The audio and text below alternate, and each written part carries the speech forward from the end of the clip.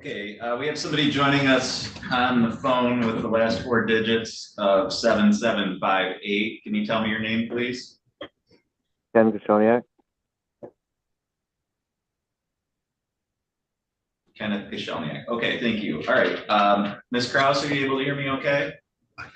I can. Okay, great. So we'll go on the record in Brown versus Kashoniak, case number 1314961. Record should reflect Mr. Kashoniak is present today by phone through Zoom. We have Ms. Krause here on behalf of friend of the court. This is set for a hearing on a show cause for failure to pay child support. Ms. Krause, how does the friend of the court want to proceed on this case today? We would be asking for the bond to be released to friend of the court. A bench warrant was issued on June 3rd for the defendants failed to appear for a show cause. The defendant posted bond in the Otsego County with the Otsego County Sheriff's Department in the amount of $1,085. The defendant has a support obligation of $291 and a balance of $4,327.70. Once the bond posts, that balance would be $3,242. The last payment was received in April in the amount of $100. Okay, so if the court orders the bond to be released, then would you set this for another hearing to monitor, or what would be the next step? We would ask that the defendant pay $600 by the end of the month, and then the friend of the court would forego contempt proceedings. Otherwise, the friend of the court would be seeking contempt pursuant to the May 1st recommendation made by referee legal. Okay, thank you. Mr. Kashoniak, were you able to hear all of that? Yes. Is there anything you wanted to say regarding the friend of the court's request of the court today? Not at this time. Okay. Are you going to be able to make that payment as indicated? Yes. Okay. All right. So the court will order that the bond that was posted be posted to the account against the arrearages, and then the court will adopt the recommendation of friend of the court in terms of the additional payment. And is there anything else we need to address on this file, Ms. Krause? No. Mr. Kashoniak, do you have any questions at all? No, sir. Okay, thank you. You're free to disconnect at this time. Thank you.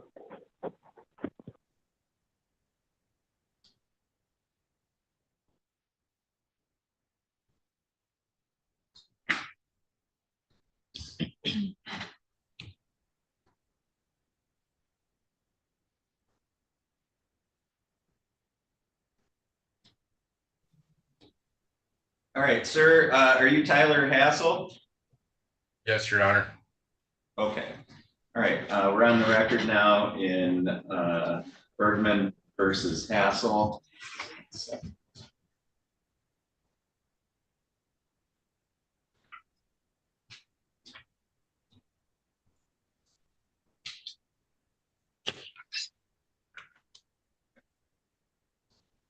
Okay, again, we're on the record in Bergman versus, or Hassel versus Bergman. Technically, given the caption of the case, this is file number 1716873. The record should reflect Mr. Hassel's present today by video from Otsego County Jail. Mr. Hassel was arrested on a bench warrant for failure to pay child support. Mr. Hassel, do you understand why you're before the court today? I guess I'm still trying to figure out. I was making payments consecutively for over a month, $300. I had a good job for almost 4 months. You guys issued a warrant even after I was making payments. You took over $1,200 and still issued a bench warrant after receiving payments. And then I still had the job for 3 months after you issued the bench, or 2 months after you issued the bench warrant, and you guys were taking so much money out of my check. There was only $174 left for me and my children to live on, and my 1-year-old. And I ended up losing my job because there wasn't enough money for gas to get left after insurance and everything else. I was making payments and I'm not sure why I had a warrant issued. Other than I never got a paper about a court date. I'm not quite sure why we are at this point when I was making consecutive payments. I paid almost $4,000 over a little over a month ago. I made efforts. I have a 1-year-old baby. I have a family, and I'm still paying well over what I make. Okay, Ms. Kraus, can you tell me what the status is or how the friend of the court wants to proceed today? Yep. On April 18th, a bench warrant was issued with the bond amount of $5,300 after the defendant failed to appear before a referee on April 17th. A notice of the hearing was mailed to the defendant's last known address on March 7th, and the defendant was given verbal notice of the hearing on April 11th.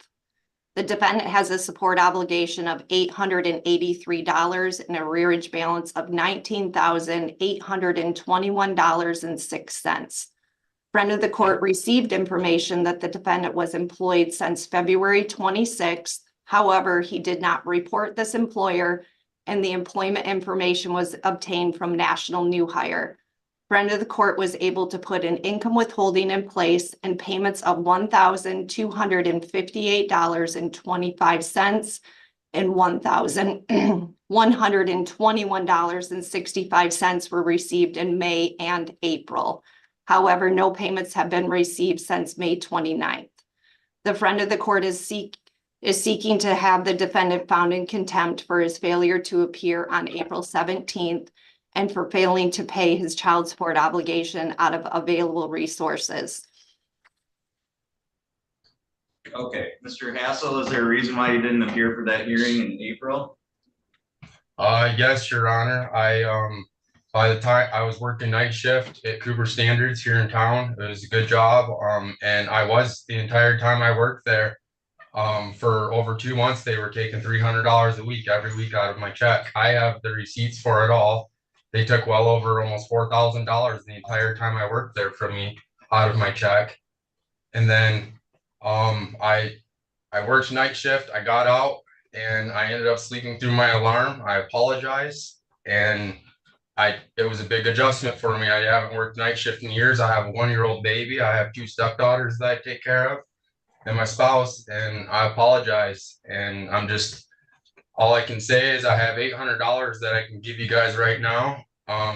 Me being in here is doing no good for my children, and it's not getting you guys any money. But as of right now, I have $800 that I can give towards a balance. All right, are you currently employed? I lost my job at Cooper Standard because my checks after garnishments, and I was being garnished for another debt. And then I was also paying for insurance, Blue Cross Blue Shield out of it, out of my check, $100 and something a week. And I only made $800 a week. So after taxes and everything, I was getting $160 something to live on average. And some weeks I would get overtime, so they would hit me even harder. And I ended up losing my job because I drive a V8 truck and I couldn't afford to drive 40 minutes each way. And I was living on $170 a week and spending $100 of it on fuel. And I ended up losing the job because I couldn't afford to get back and forth. They were taking so much money out of my checks. Okay, here's how we're going to proceed on this file today. First of all, the court's going to set this for a contempt hearing in August. The court is going to modify the bond in this case to $500. So, Mr. Hassel, you need to post that $500 bond to be released. The court's going to order that once that bond is posted, that be applied to the account. And then, Mr. Hassel, the court is going to order that you appear at the friend of the court office before Friday of this week to update them on your current situation with regard to employment. And Ms. Kraus, if the friend of the court, if Mr. Hassel is not employed, I'm going to direct the friend of the court to use your typical procedures of job search and so forth, so that we get Mr. Hassel moving in the right direction here. And then depending on what happens between now and August, Mr. Hassel, in terms of your compliance with any directives of the friend of the court to seek employment, the court will determine how we're going to proceed with the contempt then, okay? Okay. I can give a little more than 500. I plan on making a payment, but you guys issued the warrant, and obviously it's been a little hard to find some work. Because if I got a warrant, I can't really get to work. So I'm glad that this is being taken care of. My only last question is, am I gonna be being pulled over in the process of looking for work, or is this gonna be like intermitted while I'm searching for work and finding a job? I have a couple places I've interviewed at and I'm waiting to hear back from. But I just want to know that me driving to and from a new job, I'm not going to be in this situation again, getting pulled over on the way to work. So a couple of things. First of all, you have arrearages of $19,000, so you're free to pay however much you can pay whenever you can. Okay. I'm setting the bond at $500, Okay. so that you can get out, and we've got some money from you to post to the account, but it's also going to give you an opportunity to get out and work on your employment situation. In terms of driving, the warrant's been, the warrant's going to be recalled, so you won't have a friend of the court warrant out there. I don't know what other problems you might have with regard to driver's license. I have no other information on that, but there won't be any reason why you would be arrested based on something from the friend of the court. Okay. In terms of future action, though, again, that's all going to depend on what happens between now and August in terms of your compliance with directives from the friend of the court regarding your employment. And if you don't report to them, if you don't provide whatever documentation they're requesting with regard to your employment search activities, then you may be found in contempt and jail time may be imposed. But if you do follow those directives and report to them, then that'll be a different story. Okay. Okay. My only last question is the amount I'm being ordered to pay. I can't even accumulate that kind of money, even on a $20 an hour job.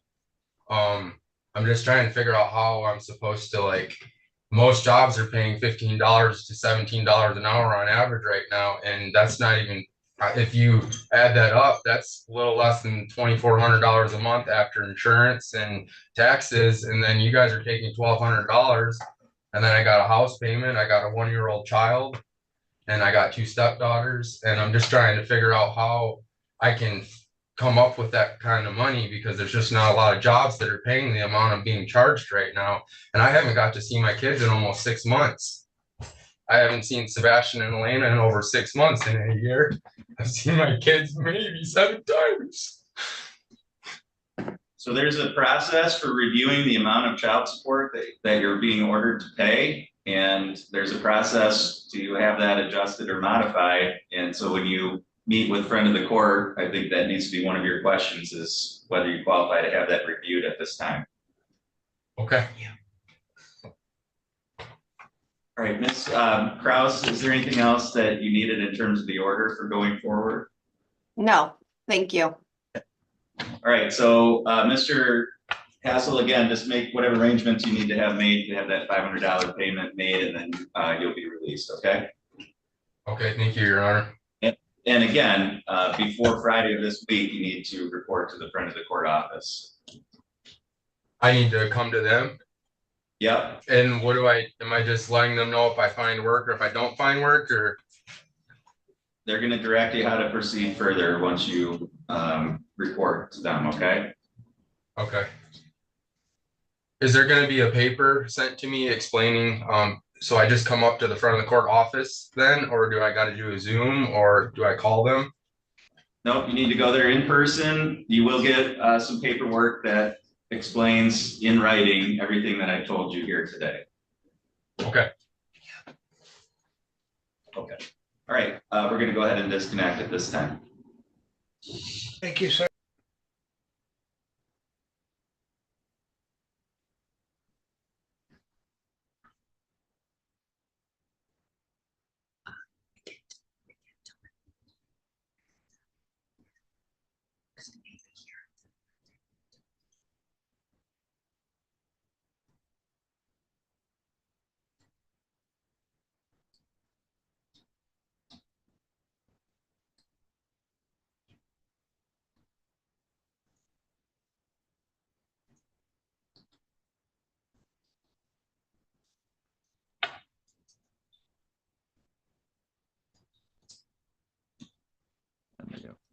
right, we have Mr. Goff connected, so we'll go on the record in Brandenburg versus Goff. This is file number 09-13272. We also have Ms. Kraus here present by video on behalf of friend of the court. Ms. Kraus, can you give me an update about where this file is? Yes, this hearing was adjourned from June 3rd to allow the defendant an opportunity to secure employment and to update the friend of the court with job searches or proof of efforts to modify support. The defendant did report a new employer and has obtained the appropriate documents to pursue a support review. No payment has been received from the new income withholding order. But friend of the court has not successfully contacted the defendant to discuss a payment plan. The friend of the court would ask the defendant to be ordered to contact friend of the court to set up a payment plan so payments are received until an income withholding is active. Additionally, we would ask the hearing be adjourned out 90 days to monitor compliance to November 4th. All right, Mr. Goff, the court is going to order that you contact the friend of the court before Friday of this week to make arrangements, as Ms. Kraus has indicated. And then we'll set this for another review hearing, as she stated, in about 3 months. Do you have any problems with that? No. Okay. Okay, so Ms. Kraus, if you can put that into an order, and then that's how we'll go forward. Is there anything else that we need to address on this case? No, thank you. Mr. Goff, do you have any questions at all? No, Your Honor. Okay. All right, thank you. You're free to disconnect at this time. Yep. You have a good day. Thank you. Okay, Ms. Kraus, I did have on my docket a couple other files. I don't see anybody appearing by Zoom for either of these, but I do want to call them. One is Stephanie Moore versus Jeremy Carey. That's 09-13285. The record should reflect that neither party has appeared today for that hearing. And that was set as a hearing for suspension of recreational licenses. Is that correct? Yes, Okay. And did you still want to go forward with that suspension?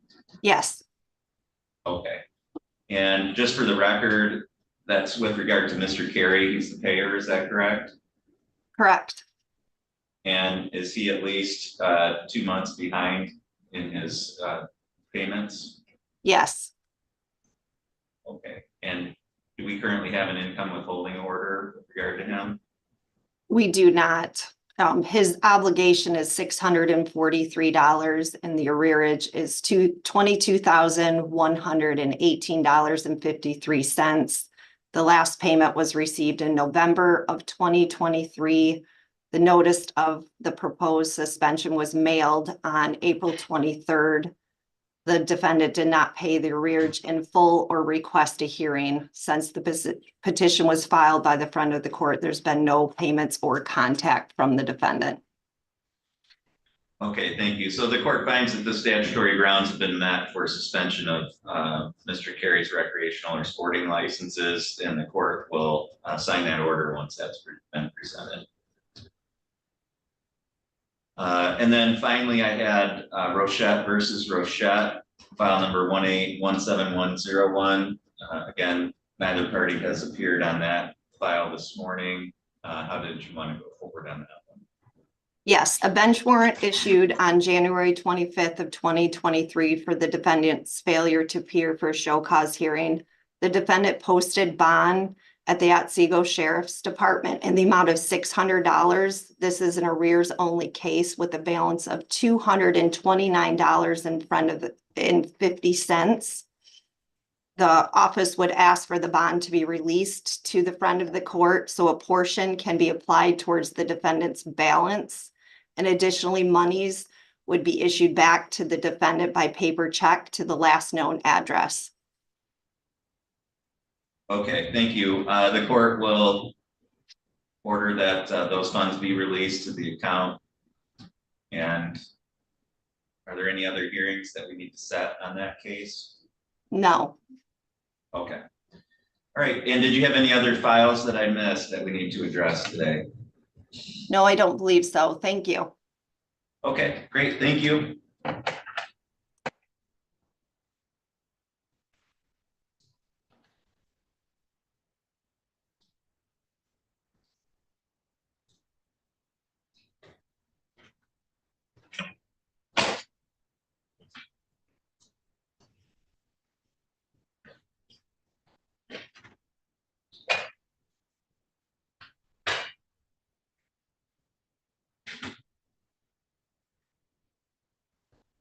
Mr. Krumka, this is supposed to be 10 minutes late. He might be here. I don't know if he's here now, but maybe not.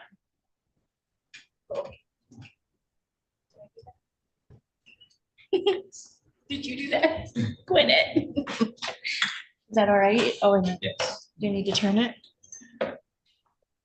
Oh, I'm sorry. I thought it was in person. So did I. Yeah. Yeah, it was supposed to be in person. Ms. Bailey, quick. I thought Mr. Kremko was in person. I was originally supposed to be out of town today and Mr. Kremko was in person. Yeah, everybody was supposed to be here in person. We're gonna. We see can if come he's over in present. person. Huh? We can run over in person. Well, he did call the court this morning and indicate that he was gonna be a few minutes late. So I'm gonna give him a couple more minutes and let's see what happens before I have you guys make the trip over, okay? Okay, So I'm just gonna put you on hold for a few minutes and I'll check back in probably in about 5 minutes. okay. All right, thank you. Who's at that folder? Yes, he did. Yeah, he's got that. Mhm.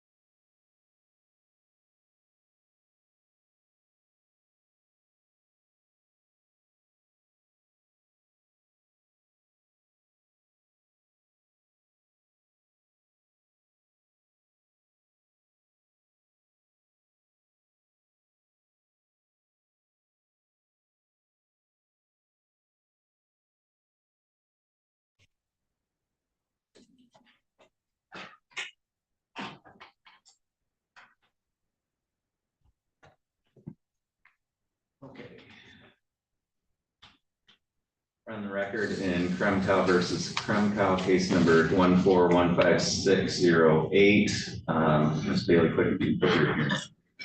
Good morning, Your Honor. Miranda Bailey Quick on behalf of Celeste Field, who's present to my right. Thank you. We're on the record here today.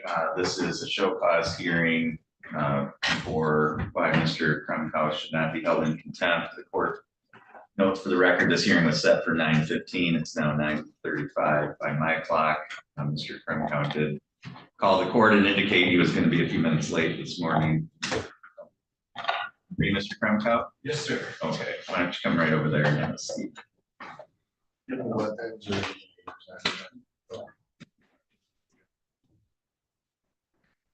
So we do have Mr. Kremkow present here in court today.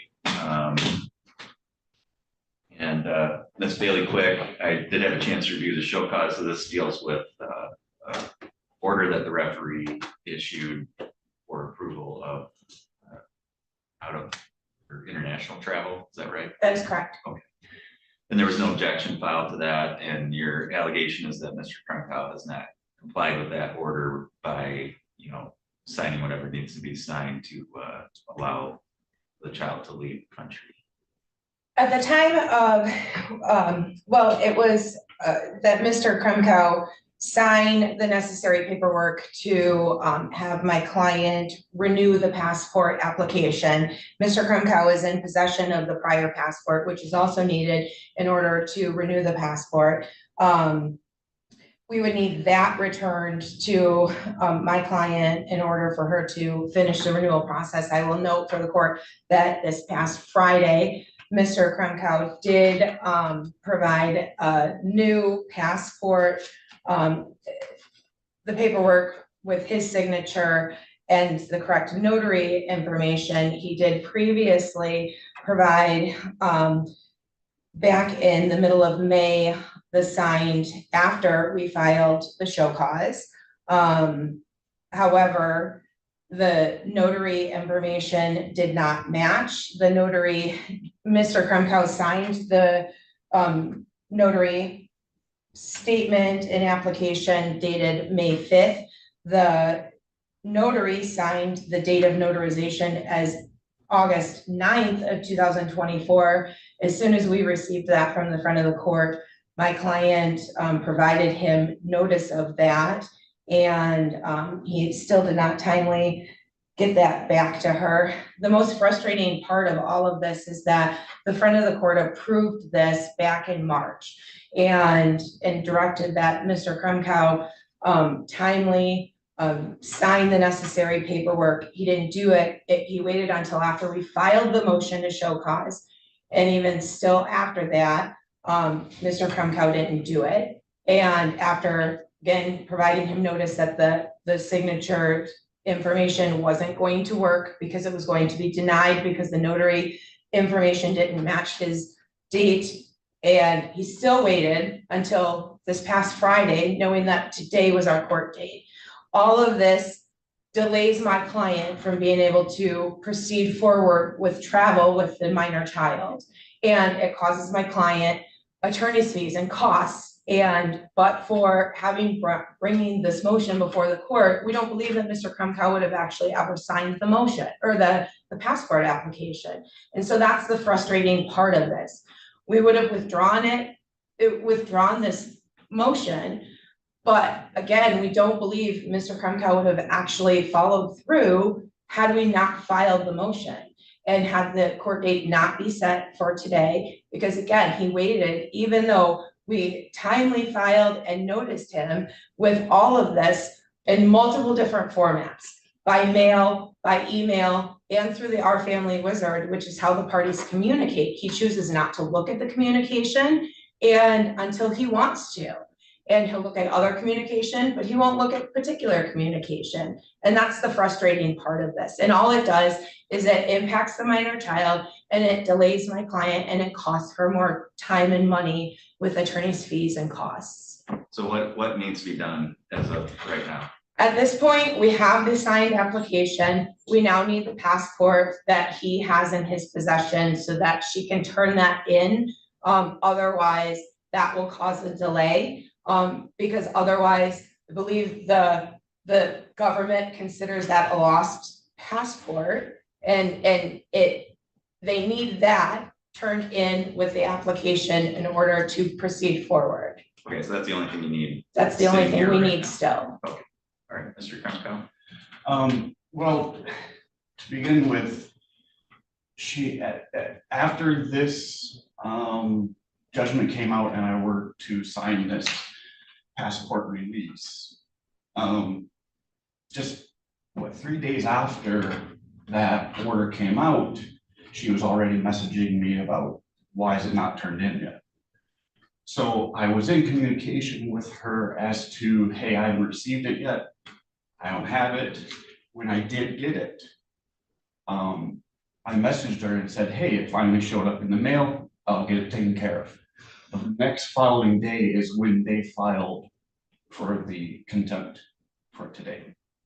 The day after, I told her, hey, I just got it in the mail.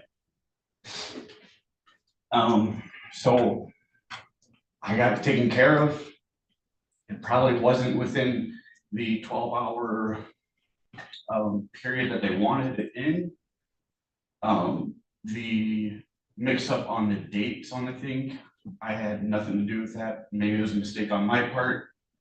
Probably was rushing around, not having everything together completely.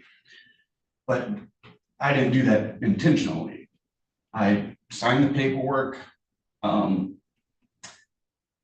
sent everything back to the front of the court so they had it and there was proof that I did send it back. Once they did, she messaged me and told me that the dates were messed up and I needed to do a new one. I was shocked. I wasn't expecting that. So yes, I didn't jump on it right then and there. Life's kind of busy and obviously me showing up today kind of shows I don't have everything, completely together, but I'm trying. And I got it taken care of and I sent it back, or actually I handed it to her in person. I had my son give it to her. As far as the passport, I was unaware of that. Maybe that's my fault. But like I said, the day after, I explained to her that I just got it in the mail from the front of the court. I still haven't received their copy from what they mailed to me that I was supposed to fill out and turn back in. I still haven't received that from them, but I received it from the front of the court. So that's all turned in, taken care of. I was unaware about the passport. I'll have to look for that and go from there. Ms. Bailey, quick. Your Honor, Oh, go ahead, sorry. And for the time and it's pushing back time and whatnot, as stated on this contempt stuff, she hasn't said anything to me about when she is planning on going on this vacation out of the country, but it did state in there for the winter time. And we're still pretty far away from winter, so I don't think the time is necessarily a big crunch or a big stress. But I mean, I'm turning it in as I can. Thank you. Ms. Bailey. the winter time frame was when my client initially asked him back in last October. And he delayed and delayed and delayed. He delayed in refusing to respond to a community mediation. He delayed until we were forced to file a motion and then present in front of the court in March. It is not our obligation to update his address for him. In fact, we don't even know what his address is. It is our obligation to send mailing to his last known address that's on file with the circuit court. That is what we are doing. But yet we have went above and beyond and sent additional notice to him to the other formats where we know he'll get notice. He cannot say that he's not getting notice. We sent him the link to where he can print off the passport application signature page for himself. He refused to do that. It doesn't take from March until May to get mailing. That is his responsibility. It is not ours. If he wants to get notice, he needs to update his address with the circuit court clerk. It is not our responsibility. Okay, is 14 days, if the court sets a 14-day time frame on the old passport, is that sufficient amount of time for you to do what do you need to do? If he provides the passport to our office, we will give him a receipt, so he has that. Yeah, it's 14 days. That's sufficient. Okay. But Your Honor, we are asking for costs and fees for having to bring the motion. Right, okay. So the order was issued back in March, wasn't objected to. Mr. Kremkow, you know, I understand you have reasons for why you haven't complied with it. I don't find that any of them are adequate reasons or things that would have prevented you from complying with this order in a timely manner. Your non-compliance with it did result in them having to file this motion today, did result in Ms. Fial having to pay her attorney to come here to force you to do what you're just supposed to do voluntarily. But a day after I specifically told her, hey, I just got it. Yeah, you had, That's when they filed you it. had 2 months, almost 3 months since that day. But I get all the other mail from front of the court. The Yeah, only I piece know. of mail that I do not get is from her. I'm sure you got a laundry list of excuses. The fact is, you just didn't do it, right? So she had to pay her lawyer, drag everybody in here to court today to make you do what you're just supposed to do under the order. So when that happens, they're entitled to some cost fees. Ms. Bailey Quicken asks that you submit an accounting to the court, and then I'll determine what's reasonable based on what you submit, and the court will issue an order for that. In terms of the old passport, the court's going to include as part of that order that be turned over to you at your office within 14 days. Could we ask that that be within 7 days? My client has an appointment with the post office for the passport application on July 9th at 1 o'clock with the minor child. Okay, yeah, so 7 days. Thank you. All right, Mr. Kremkow, do you have any questions about what you need to do? Ms. Bailey Quick, do you have any questions? I'm gonna ask that you submit the order today I will submit regarding it the today. passport, and then along with that, I'll issue a separate order as to the sanctions. Okay. Does Mr. Kremkow want to provide a current address so that we can send it to him? I'll let you guys discuss that off the record. I've got to move on with my docket at this point. So, thank you.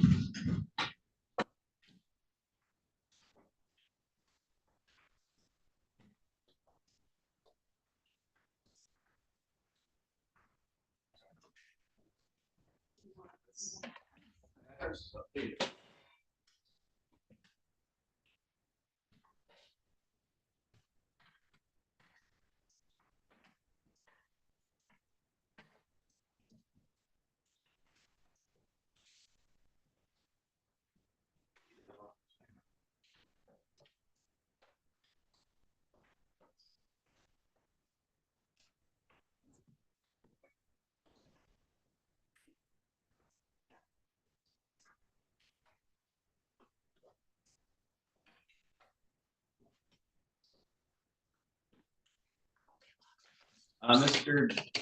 Dundon, are you here on behalf of Mr. Robinson? Is that correct? Yes, sir, Your Honor. Okay. I just need to adjust things here a little bit. Okay.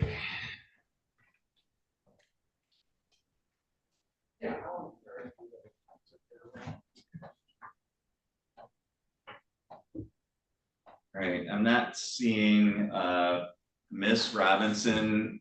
Is she represented to your knowledge? No, Your Honor. I did get a bizarre call from someone who said they were, but he's not an attorney, and we figured out what was going on. But I just spoke to her, I believe, on Friday.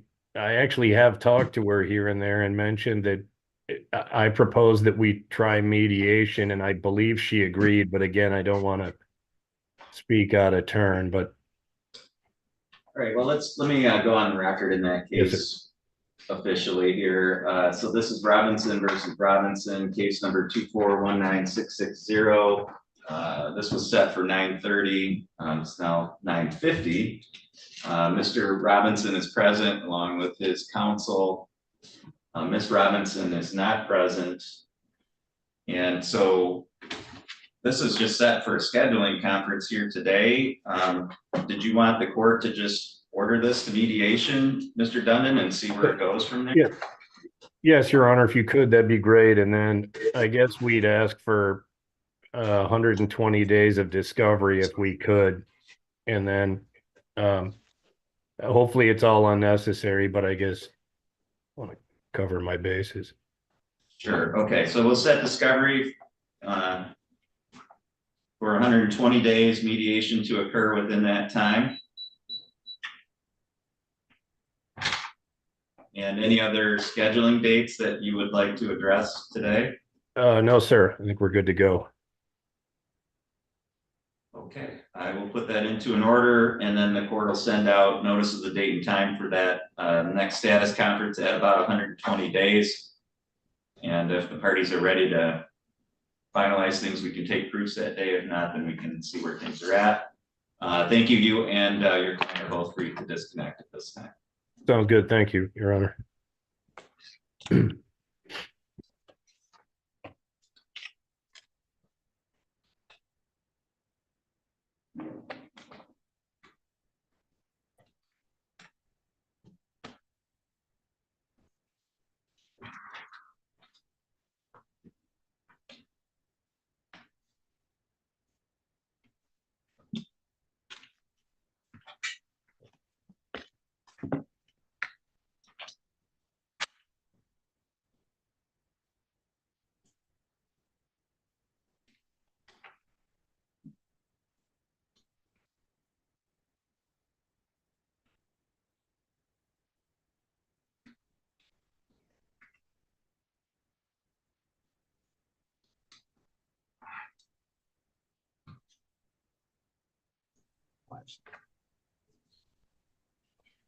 Okay, Mr. Rolla, are you able to hear me okay? Yes, Your Honor. Good morning.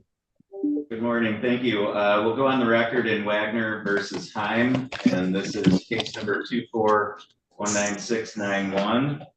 The record should reflect that both parties are connected today by Zoom, along with Mr. Rolla on behalf of the state. This is set for entry of a consent judgment of affiliation here today. Mr. Rolla, I do have the proposed orders. Is there anything that you wanted to state here today for the record? Other than the court taking some very brief testimony from one of the parties, we believe the order should be entered. Okay, Mr. Heim, are you able to hear me okay? Yep. Okay, Mr. Heim, part of the proceeding here today is to establish that there's no dispute that you are the father of Amelia Wagner. Do you understand that? Yes, Your Honor. Okay, and I see that you've acknowledged that by signing these orders here back on June 28th. Is that correct? Is that your signature? Yes, Your Honor. Okay. And so by signing those documents, is it you're not contesting that you're the father? Is that correct? Correct. Okay, and you're not contesting entry of these orders today? Correct. Okay. And Ms. Wagner, you're the mother of Amelia, is that correct? Yes, Okay. And you understand that the orders that we're entering today establish that Mr. Heim is the father? yes, And they're providing that the two of you will share joint legal custody and that you would have primary physical custody with parenting time for Mr. Heim, as you agree, is that correct? yes, And as the mother of Amelia, is it your view that that is in the best interest of your child? yes. Okay, thank you. All right, so the court will enter those orders today. If either of you would like copies of those for your records, you can get those from the prosecutor's office. Mr. Rolla, anything else that we need to address for the record today? No, Your Honor, not in this case. Thank you. Okay, Ms. Wagner, do you have any questions at all? I do not. Mr. Heim, did you have any questions? Nope, I'm good. Okay, thank you. That's all for today, and you're both free to disconnect. Mr. Rolla, I'm going to call a case that was actually set earlier than this one. And that is, Mullins v. Singer. yes, Mullins v. Singer. And that is file number 2419663. For the Sir, record, are you Cody Singer? Yes, sir. Okay, am I pronouncing your name correctly? Yeah, Arget Singer. Just say it in 2 words, Arget Singer. Okay, Singer. Yep. Okay. And the court notes for the record that this was set for a hearing at 9:30. It's now almost 10 o'clock. I don't see Miss Mullins present. Mr. Rowland, have you had any contact with her at all? She advised her office she's not going to be present for the hearing, Your Honor. Okay. So Mr. Singer, we're on the record here today to establish child support for Caleb and Bella. Do you understand why we're on the record here today? Yes, sir. Okay. And do you have any objection to the court entering these orders requiring you to pay support on behalf of those 2 children? No. Okay. And I know that you signed these documents back on June 28th. Is that correct? Is that your signature? Yes. Okay. So based on that, the court finds it is appropriate to enter those orders today. And Mr. Singer, if you wanted to get copies of those for your records, you'd be able to get that from Mr. Rolla's office. Did you have any questions at all? No, I talked to the child support lady. She pretty much kept me like what I need to know. So I'm pretty good on what I need to do now. Okay. All right. Very good. Thank you. That's all for the hearing today. And you're free to disconnect at this time. And, all right. Thank you. Mr. Rolla. Thank you. All right, thank you.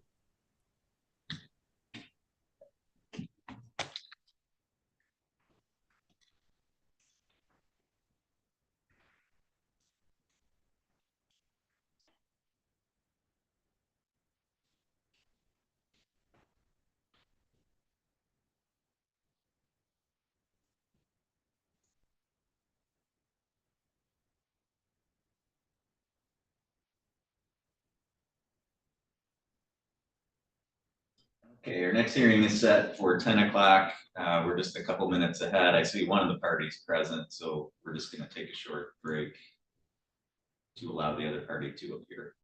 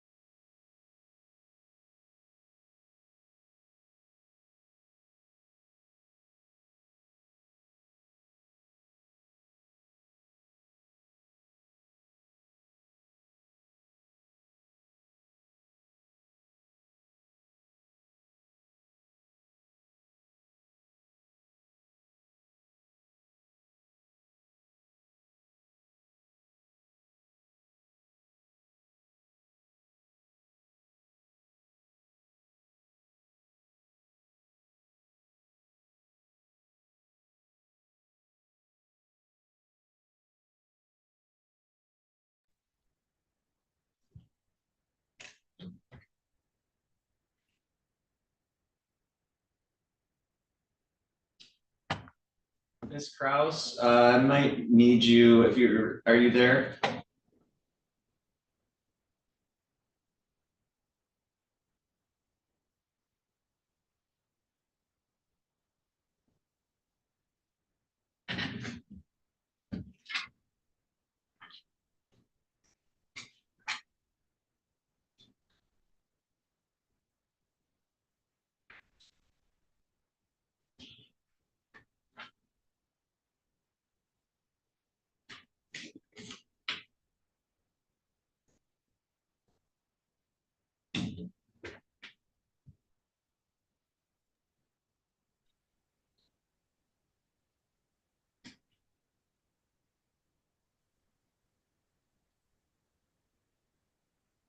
Okay, we've got everybody connected. We'll go on the record in Morrison versus Morrison. This is case number 2319363. The record should reflect both parties are connected by Zoom video. This was set for a status conference today. We did have a previous hearing back in June, which neither party did appear for. And it's a follow-up to a hearing that we had back in March where we tried to enter judgment of divorce and determined that the plaintiff was pregnant at that time. Ms. Kraus, does a friend of the court have any information as to the status of the paternity issue?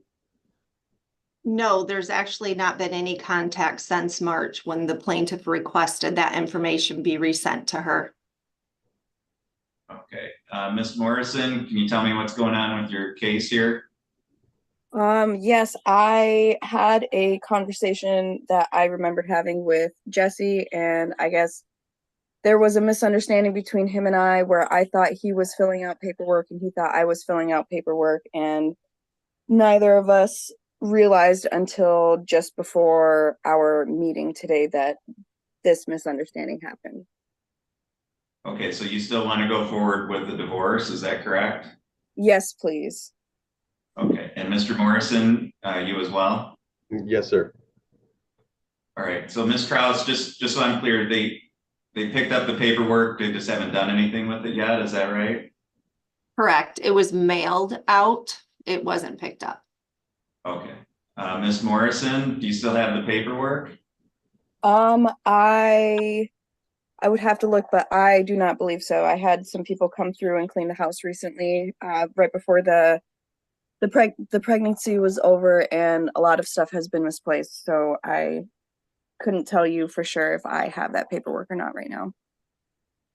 Okay, so you need to go to the friend of the court. You need to get that paperwork from them. I'm not going to have them send more copies out to you. So the obligation is going to be on you or Mr. Morrison, frankly, either of you can do it, to go to the friend of the court and get that paperwork. The court's going to set this for another hearing in 60 days. If there hasn't been any progress at that time in terms of the paternity issue, then the court's going to dismiss the case. So, you know, at that point, you guys have had since March, so we're 4 months here, nothing's happened. If nothing happens in the next 2 months, I'm going to assume that neither of you is really interested in finalizing this divorce, and I'm just going to dismiss your case. Do you have any questions, Ms. Morrison? No, Your Honor. Thank you. Mr. Morrison? No, Your Honor. Okay. All right, thank you. We'll send out notice of the date and time for that next hearing in 2 months, and you're both free to disconnect at this time. Thank you. Thank you, Your Honor.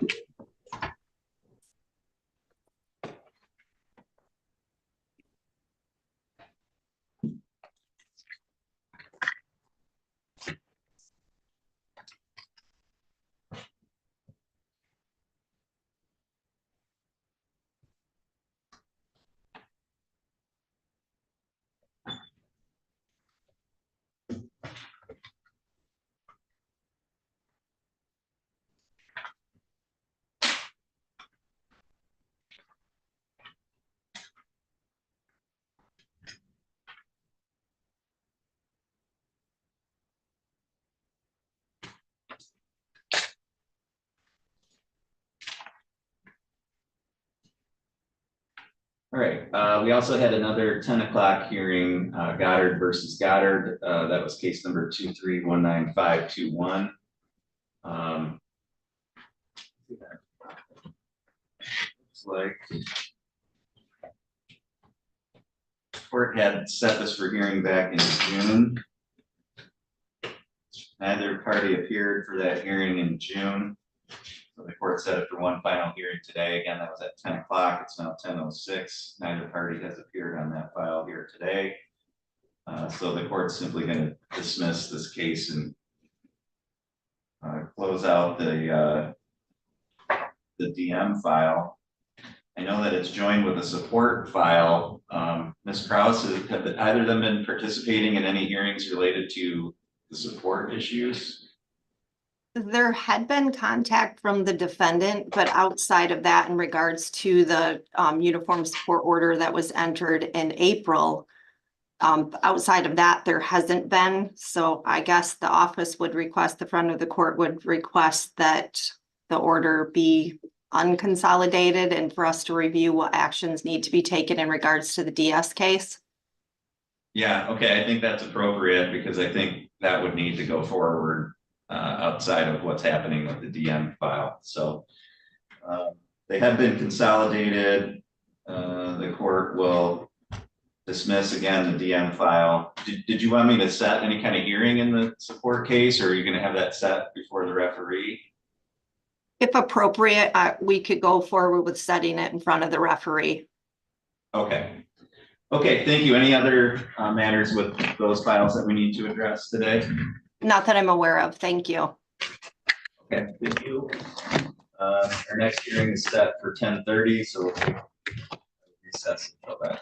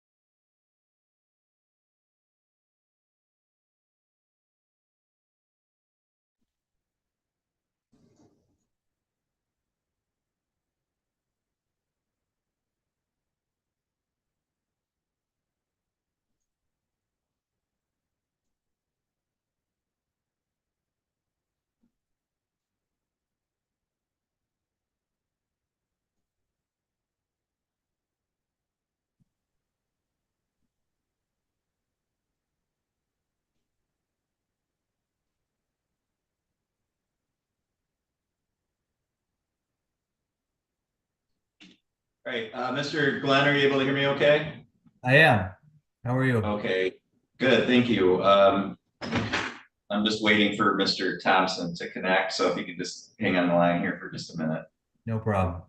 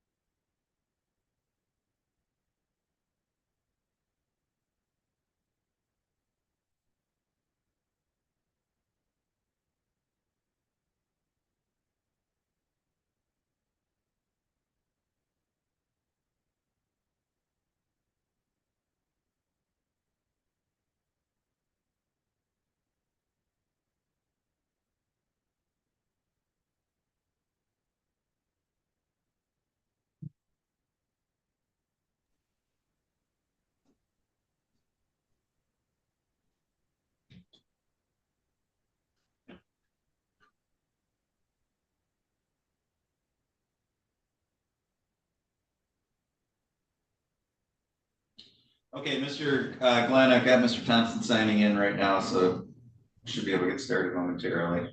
No problem. Thank you.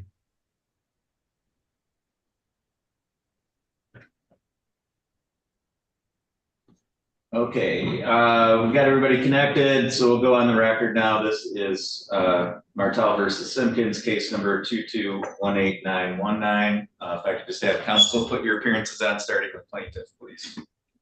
Morning, Your Honor. Dave Glenn on behalf of plaintiff Martels. Thank you, Your Honor. Jason Thompson on behalf of defendants James and Jessica Simpkins. All right, thank you. We're on the record here today. Mr. Glenn, this is your motion, and it looks kind of like a two-part motion to me. First of all, there's a request for some discovery and a court order to compel discovery.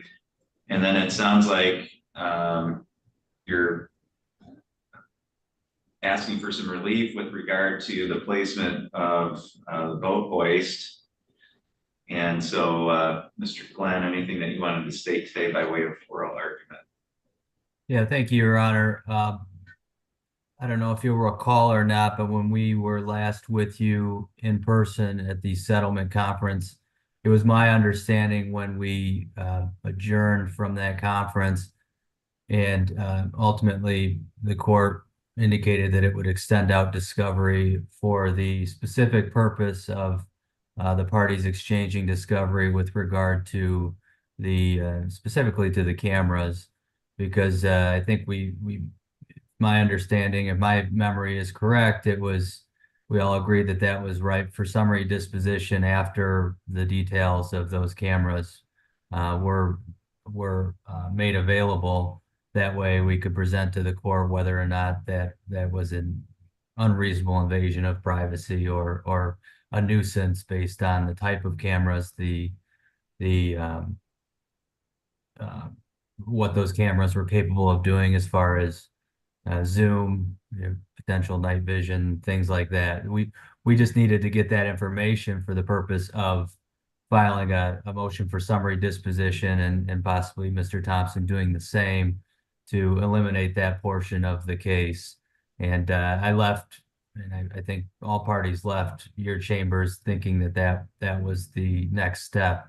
Unfortunately, we've asked now twice for that information early on in the case, and it was never provided. Motion to compel was brought earlier in the case. They did provide some answers after the first motion, after the court ordered them to do that in the first motion to compel, but nothing about the cameras was provided back then. So we asked again after we had our conference for the purpose of a motion for summary disposition, and we've received nothing as far as a response other than the response to this motion. Also, what we were under the understanding at the last settlement conference was that the boat hoist was going to be going in pretty much that day, and that it wouldn't be an issue as far as close to the property line, the riparian line, because they indicated it would be 4 foot from that line. Unfortunately, when it was actually put in, it pretty much was put in the exact same spot that it has been the last couple years, which you can see from the pictures when you do the shoreline monument out to that second monument out to the monument by the boat hoist, that it does encroach. So not only is it not 4 feet from that line, it's encroaching over the line. And it just seems like, it's almost intentional at this point that they're not trying to get along with our clients. We had some clear instructions, I think, from the court after we left, and both of those things didn't occur. So we're to a point, this isn't the motion I wanted to bring. I wanted to bring a motion for summary disposition, put all the cards down for the court to decide on the cameras, but we can't do that because we don't have the information that we need in order to file that motion. And we were disappointed that the boat hoist went in exactly where it was last year after it was indicated that it was going to be 4 foot on their side of the line. So we're just disappointed that occurred. And at this point, it just doesn't look like they want to play by the rules as far as this litigation is concerned. And if that's the case, I mean, we're now on our second motion to compel, and we're getting dangerously close to MCR 2.313 B2C, which is, potential default judgment in our favor. That would be our recommendation at this point for the court to consider, because it just doesn't look like they're going to play by the rules to get this presented properly to you, Your Honor. So I'll leave it to your better discretion on what you'd like to do, but those are the facts as we see it, and that's where I thought we left the last conference. And unfortunately, things didn't play out the way I anticipated they were going to after we had that conference a few months ago. All right, thank you. Mr. Thompson? We do object to the scope of the discovery, Your Honor. It asks the Simpkins family to divulge, the nature and location of all their security cameras that would limit the effectiveness of those security cameras. I think it's telling that plaintiffs have brought this action, but they don't know what the security cameras are. They don't know if they're invasive. They don't know what they do. They're on a fishing expedition. All they're going to discover, if the court does grant this discovery, is the details of the security system, which reduces its effectiveness. The Simpkins put this security system in to protect their home, to protect themselves and their children, and they don't want to divulge to their neighbors or to anybody else where all the details about the cameras, because that's just going to blunt the effectiveness of those, Your Honor. So we are objecting to the scope of discovery. Further, there's a request for every image that could contain the Martell's property. And I mean, my understanding from other images I've viewed in prior motions and things like that is that the Martell properties in the background of at least some of the Simpkins cameras that are on the Simpkins property, but the Martell property is in the background. So I don't know how effectively we could produce every image the security system has ever generated. And I think that would also be overbroad. As to the contempt issue, Your Honor, we don't have a survey this year. We have a survey from last year. Mr. Simpkins put his affidavit that he moved the hoist in response to last year's survey, and that this year he specifically instructed them to move it further from the line than it was last year. A surveyor hasn't came in this year. I understand that's a problem with timing. Mr. Simpkins would welcome a surveyor putting a marker out maybe 40 feet from shore, because as the court knows and as the court ruled, riparian lines aren't exactly parallel with the land lines. There is a bit of an angle to this one. This isn't the dock itself, it's the boat hoist, I guess, that's at issue. Mr. Simpkins specifically instructed his installers to put this over several feet from where it was last year. So he doesn't believe it infringes. A surveyor hasn't went out there this year. If a surveyor goes out there and puts a monument out, Mr. Simpkins is certainly willing to observe that. He would prefer to not have to take time to deal with this issue.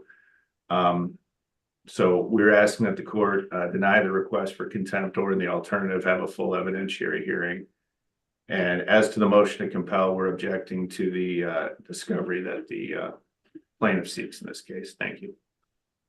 Thank you, Mr. Glenn. It's your motion. Any reply? Yeah, briefly, Your Honor. So in regards to the information about the cameras, we have an idea of what they can do. In fact, in this litigation, I think actually the one prior, they provided photos of what those cameras can see. The problem with their argument is, if they don't provide that information, they're just going to use that information against us when we bring a motion and say, well, actually, this is what the camera is capable of.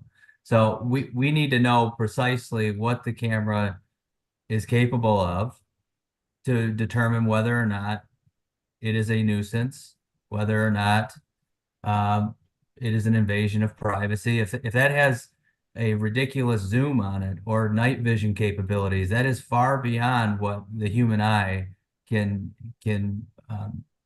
normally see and observe from the outside. So that is extremely relevant. We have an idea, we suspect that those capabilities are in those cameras. However, the fact that they don't want to provide that seems to indicate to us, at least, that probably does have those capabilities, which is very concerning. And yeah, we're not looking for the information about every single camera that they may have. If they want to limit the scope, Mr. Thompson could reach out to me, and I would have agreed to limit the scope to the cameras in the immediate vicinity to the Martell property, specifically the one at the apex of the house. And I believe there's also one near the fence line that has some potential recording capabilities. Those are the ones we're concerned with. I think the court knows at this point that those are the ones that are at issue. And it's extremely important for us to know at least the make and model of these cameras, so we know what capabilities they have. I don't think that's unreasonable. I don't think that breaches their security apparatus at their home. I just don't buy that argument. We've asked for it twice now, and we have not received it. I did not receive an objection to our discovery.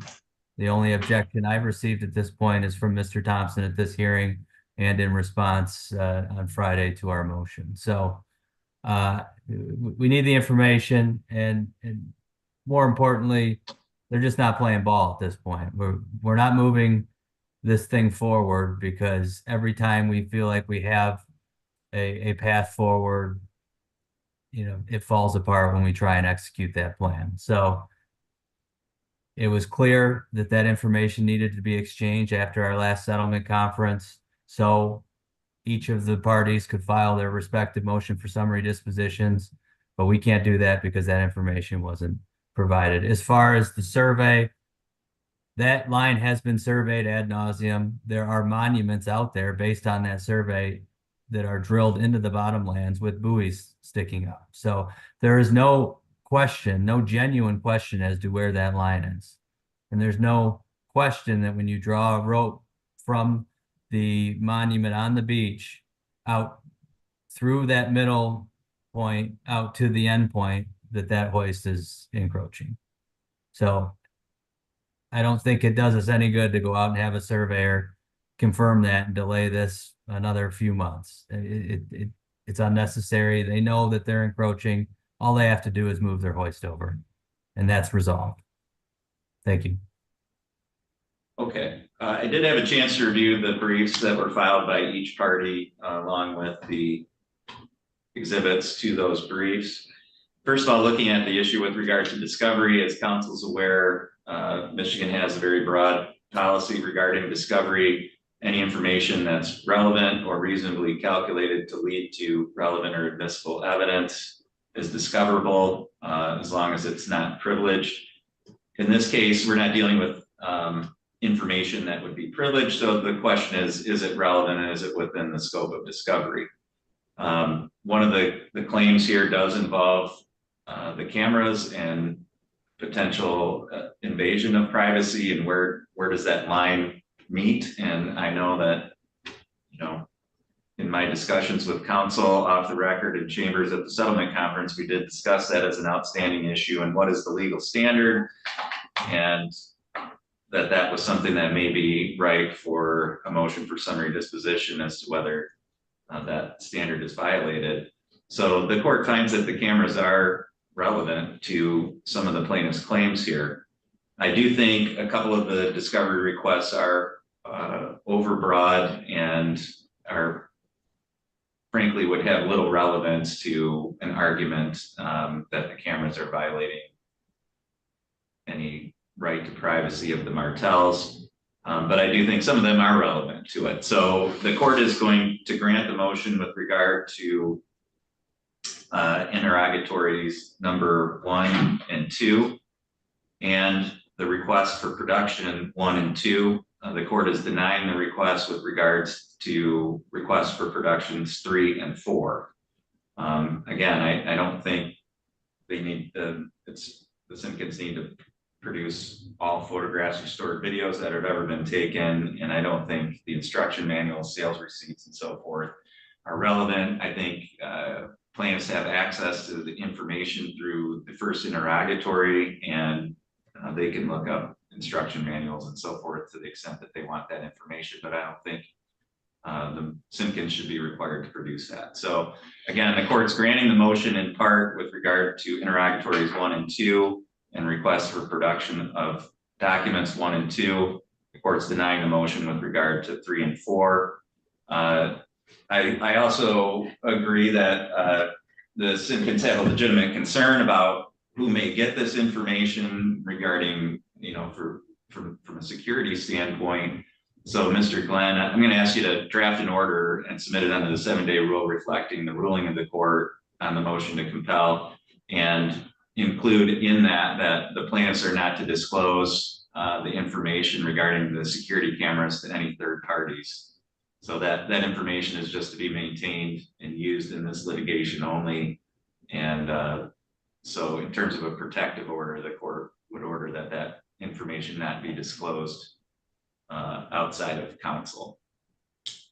With regard to the violation of the property line and the boat hoist, I'm kind of looking at this under kind of a show cause standard. Is there enough evidence that there's a potential violation there to proceed? And I think based on what was submitted by the plaintiffs in their motion with regard to the pictures in the survey, there's sufficient evidence to have it go to a hearing. I don't think I can make that determination on the record before me because frankly, the pictures aren't clear enough. And I think that I would need to have an evidentiary hearing before I could find that there's any kind of violation or contempt here. So Mr. Glenn, I'm going to leave that all in your court to the extent that your clients want to proceed with the contempt for the boat hoist being over the line. I'm going to ask that you notice that up for a 2-hour evidentiary hearing. I think that would be sufficient. And then, in terms of what would need to be produced, whether it's a new survey or whatever, Mr. Glenn, if your clients are asking for a finding of contempt, obviously the burden is on you to go forward. So you would need to, be prepared to present whatever evidence would need to be presented at that evidence or at that hearing for the court to be able to find a violation. So again, to the extent that the plaintiffs want to proceed on that, again, I'm going to leave that to them and Mr. Glenn to set that for a 2-hour evidentiary hearing. And the court will take testimony and make findings as appropriate. And then if you can include that in your order as well, Mr. Glenn. Okay, can do that. Mr. Glenn, anything further that we need to address on this case today? A couple things, Your Honor. I don't know if Your Honor is willing to consider attorney fees for the motion to compel. It is our second motion to compel at this point, and I did not receive an objection prior to having to file that motion to compel. So I just asked the court to consider some fees in that regard. And also, I believe our scheduling order from the last settlement conference, we have a deadline for motion for summary dispositions coming up. And obviously, I think that'll have to be pushed back because we don't have this information yet. So. Okay, so with regard to the request for any kind of discovery sanctions, I view those as being appropriate once there is an order in place on a motion to compel and if there's a violation of that order. So I don't find that any sanctions are appropriate at this time. And I find that, because the court isn't granting the motion in full, that's also the basis to find that sanctions aren't appropriate.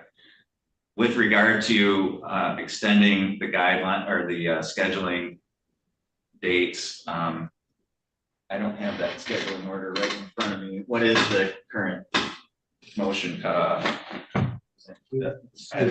Coming up shortly, right, Mr. Glenn, like a couple weeks perhaps? I think it's the end of July. Let me confirm that. I know I ran past my 45-day reminder a little while ago. Okay, so we currently have this set for the final bench trial on October 3rd. So in light of the proceedings today, the court will set the motion cutoff for the court's September motion day. So the one at the beginning of September. And Mr. Glenn, if you can include that in your order as well. Do you know specifically, Your Honor, what date that is? 3rd? That would be September 3rd. Okay, so September 3rd will be the new cutoff for dispositive motions, just to be clear. Correct. And Your Honor, just so I'm clear, that's the date to have it heard by? Correct. Okay, thank you, Your Honor. Yeah, filed and heard by that date. And one final thing, Your Honor, I forgot to mention it before. How long do they have to get answers to the discovery to us? Oh, I'm sorry. Can you do that within 14 days, Mr. Thompson? Well. Yes. I'm sorry. Okay, all right, so yeah, within 14 days of the date that the court signs the order, Mr. Glenn, so not today's date. Okay. All right, thank you. Okay, thank you, that's all, and all parties are free to disconnect at this time.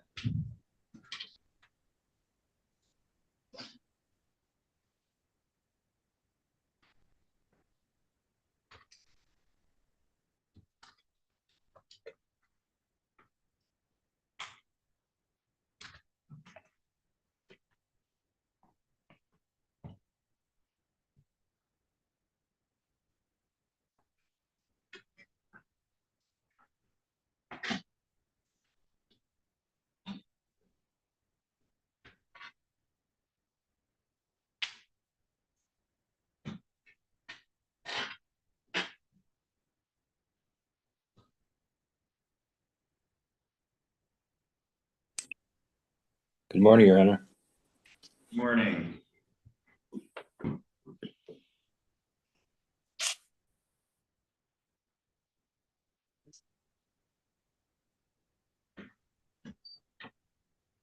Okay, looks like we've got everybody connected. So we'll go on the record. This is Ryman versus Johnston, case number 2319394. If I can have Mr. Ryman, are you there? I am, Your Honor. Okay. So we have Mr. Ryman present, representing himself as a plaintiff. We have Mr. Couch here on behalf of the Johnston defendants. Is that right, Mr. Couch? Correct. Good morning, Your Honor. Okay, morning. And then I did receive a notice from Mr. Carey's office indicating that he and his clients don't take any position with regard to the motion here today and that they were not going to appear. So I think we can go forward. And Mr. Couch, this is your motion to compel the deposition of Mr. Ryman. And I guess the one thing I want to say before we get started, I view this as a very limited issue here today, or a very narrow issue. I know there's a lot of discussion in both sides' filings about the deposition of the Johnstons and whether that was properly noticed and so forth, but I don't have a motion for Mr. Ryman in front of me here today. I only have a motion from Mr. Couch. So the only issue that I really see as relevant is whether or not Mr. Ryman has failed to comply with proceeding with the deposition. So Mr. Couch, as to that issue, any argument that you want to present in addition to what's in your brief? Very briefly, Your Honor, and I just want the court to know that I primarily filed this motion because I'm seeking the court's assistance in helping me lower the temperature on this case. There's certainly a lot of background to this case, and there are a lot of personal feelings between the parties. Complicating matters somewhat is the fact that Mr. Ryman is representing himself as counsel. So, we've got plaintiff's counsel and plaintiff being one and the same. As I set forth for the court, I properly noticed Mr. Ryman's deposition to occur on June 24th. He and I had a telephone conversation. I certainly understood him to say that he would appear, but he was placing certain conditions on that. And I don't believe that the court rules require those conditions. I indicated to the court that he said he would appear if we would do it in Bay City where he lives, and also only if my clients testified first. And we agreed to disagree. I said, Mr. Ryman, I need to put this matter before the court, and that's what I've done. To try to expedite matters, Your Honor, I did give the court and plaintiff's counsel several dates. July 12th is no longer open on my calendar, but July 15th, 16th, or 17th are wide open. I'm simply seeking a court order that Mr. Ryman has to appear for his deposition on one of those dates. Hopefully he's checked his calendar in the interim. I would like to do it in my office. I'm happy to go up to the county where the case is pending if necessary, but if Mr. Ryman lives in Bay City, my Grand Rapids office is kind of an equal distance between the two locations. And in addition, there has been some delay in discovery caused by this. And I would respectfully ask the court to enter an order adjourning our remaining scheduling order dates by 90 days. We have a facilitative mediation on the books for July the 26th. Discovery is currently scheduled to end on August the 4th.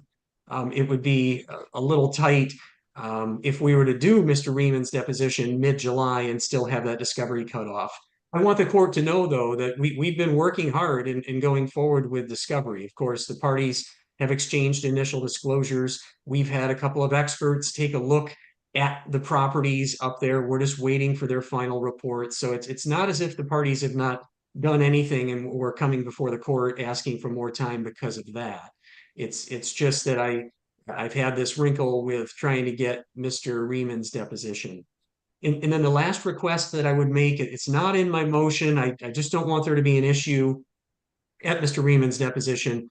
I would like to videotape it. It's been my experience that when emotions are high in cases, a videotaped discovery deposition is not a bad idea. I think it just keeps everything cleaner and more transparent. So I wanted to request that from the court right now as well and see if that could be added into the order. All right, thank you. Mr. Reamond, anything that you wanted to state in response today? Yes, thank you, Your Honor. Judge, I don't know what Mr. Couch is talking about with all this high temperature.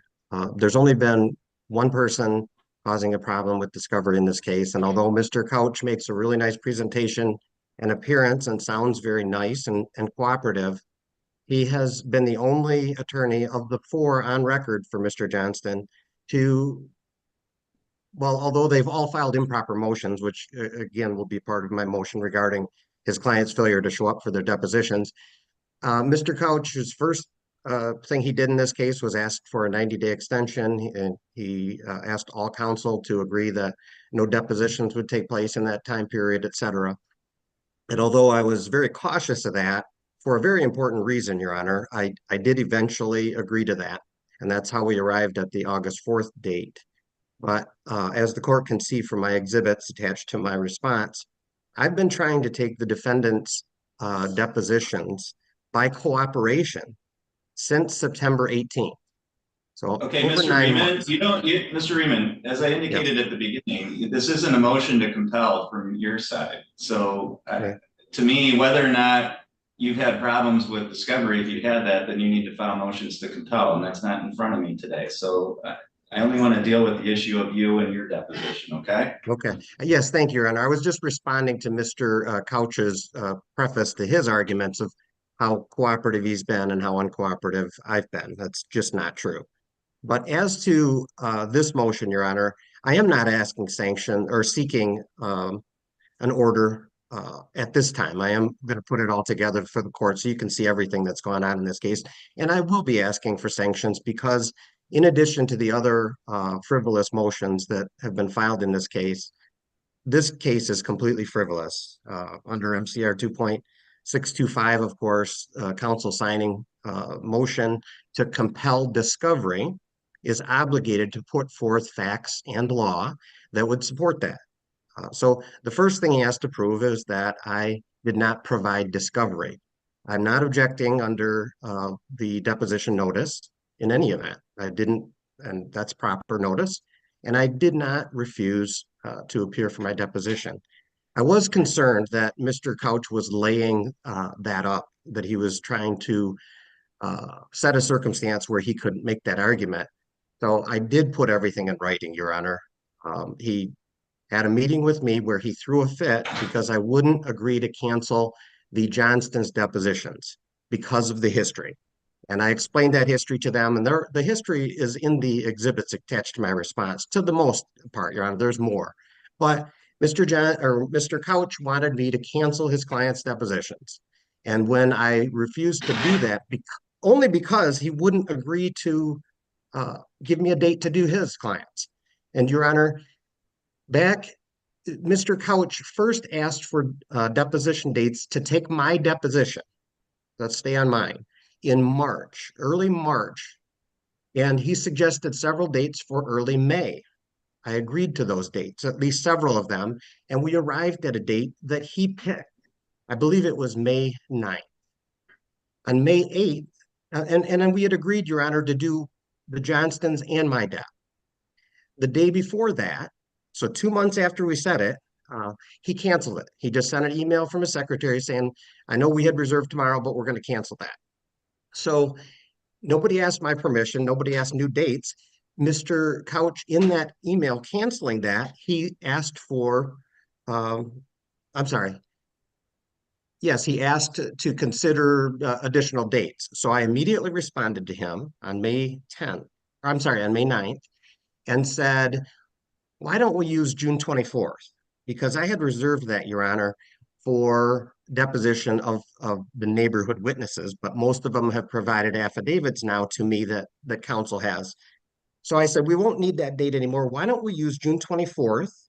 And I would like to take, I gave an order of the deposition to their clients, and I said, then I will, be available that date as well. And I suggested that we pick a neutral place because there's appearances of attorneys in this case for the Johnstons. That one lawyer is in Traverse City, although his appearance shows Detroit, but he's in Traverse City. Then we have Grand Rapids with Mr. Couch. We have Shelby Township on the counterclaim and appearance on this case, and then Brighton, I believe. And of course, Mr. Carey and his associate are in Grayling. I live in Johannesburg. One of the lawyers of record in this case, Ms. Lehman, has her summer home in Johannesburg. The Johnstons are in Johannesburg. So I didn't insist or demand, I just suggested, why don't we pick a neutral location or a halfway point? I suggested Bay City. I certainly didn't insist on it. And when I got no response, Judge, not one of the 6 lawyers on the case responded to that email. That's when I set the deposition. I got back from vacation and found that Mr. Couch, although I had asked him to be aware that I would be out of the country and not have access to my email, when I got back in the first week in June, I saw that during that time period, Mr. Couch did in fact set my deposition by email only. So that's when I quickly set the Johnston's deps. I gave them 13 days notice. Again, let's stay with my dep. You can see from my emails, Judge, I went out of my way to tell Mr. Couch, don't try to claim I won't show up because I want to be there. I'll be there on the 24th at your office. Let's get my dep done.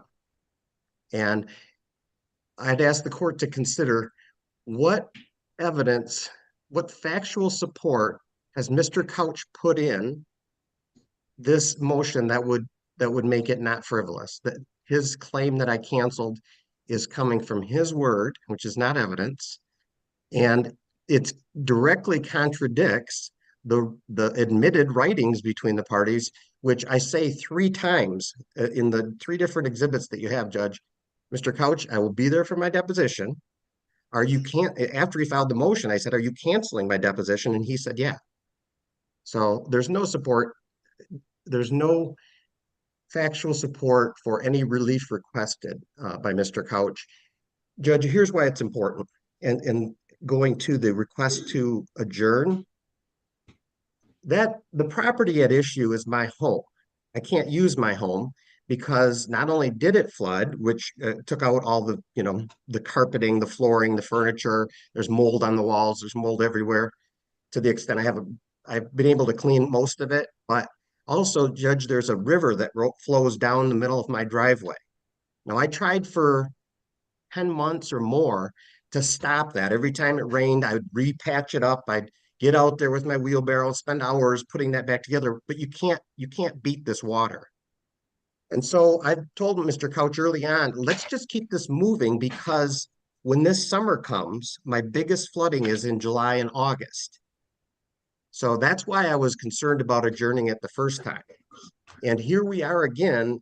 He skips his client steps. He cancels mine and wants a 90-day extension, knowing that that's putting my property at risk again. So what I suggested, Your Honor, is I have found the excavator who built the ditch the first time, who set it all up properly. And I submitted to Mr. Couch that excavator's estimate for putting it back the way it was so that my house will not flood during this. I can fix it up. I can live there. I can come in my driveway. and I will pay for it. I just want him to restore it so that, not only am I mitigating any future problems, but I can use my home at least in the meantime, rather than just come in and out on four-wheelers or occasionally with, uh, you know, for a weekend. And also with regard to the scheduling of the new DEP dates, counsel through his clients know that, in July and August, that's the reason I have this property. My family, my kids, our friends take vacation through that time period and they come and stay with us.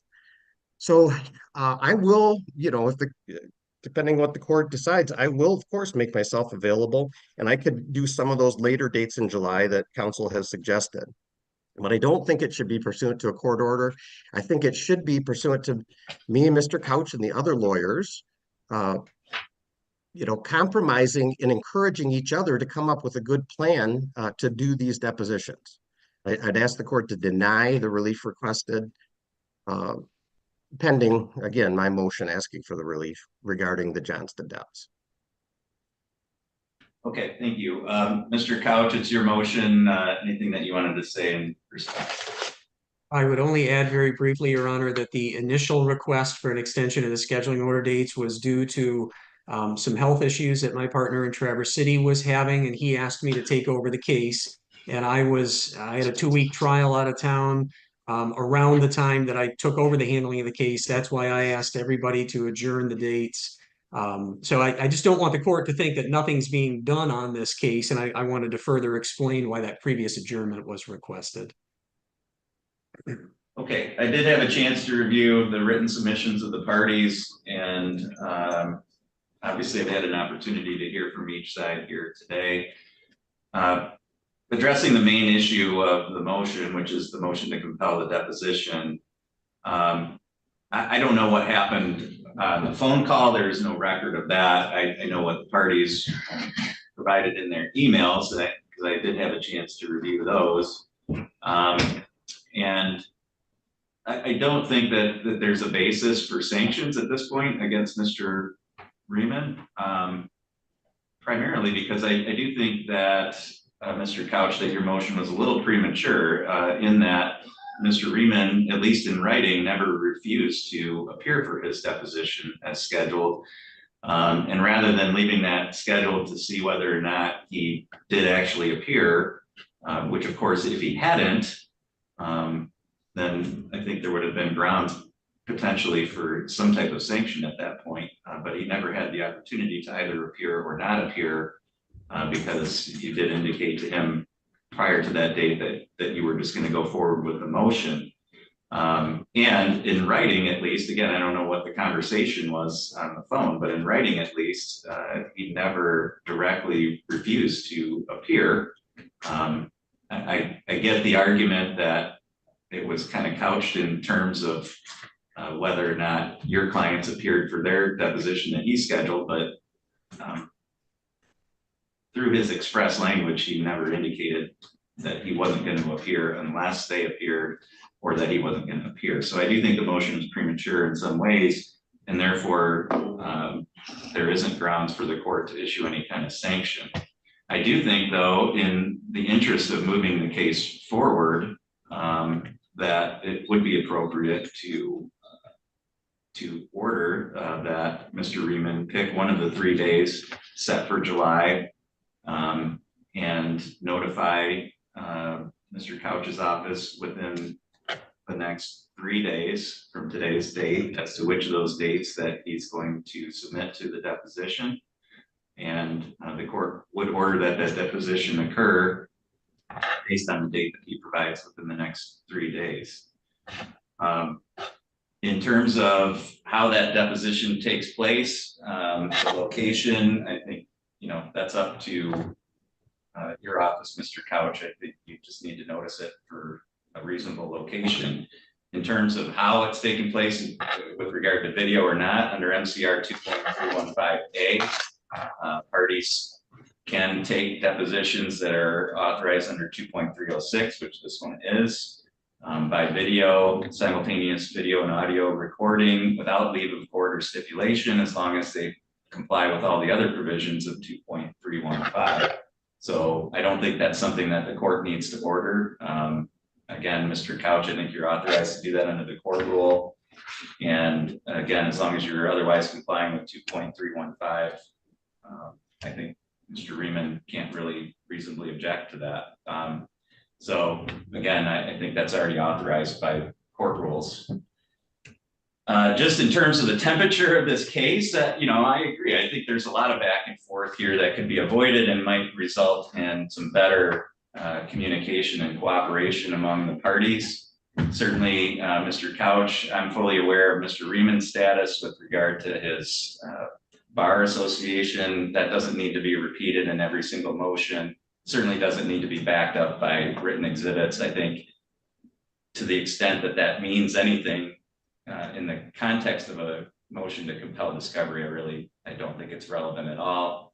And to the extent that your side continues to bring that up, I think that's just a way of, you know, trying to get at Mr. Riemann and from a personal level. I don't think it's called for. And Mr. Riemann, you know, some of the emails that you submitted on your behalf, you're certainly making some derogatory comments directed at counsel and at his clients, which you absolutely do not need to make, and which is unprofessional and certainly doesn't help the situation either. So I think both sides would be well advised to back off of personal attacks and keep this on a professional level. This is litigation.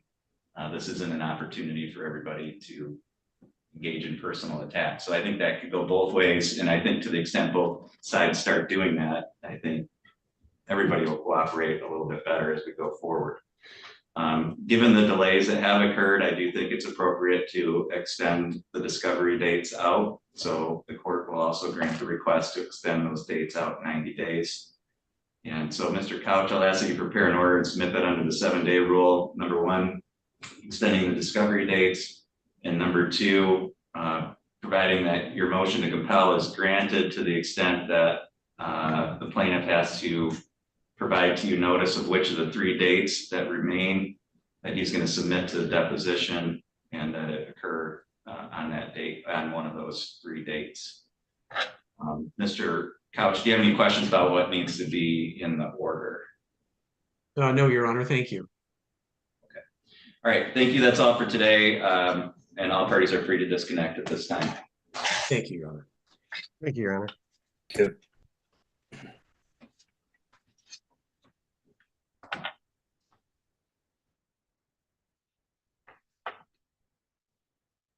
And you said Duchesne was by Holly? Is that what you said?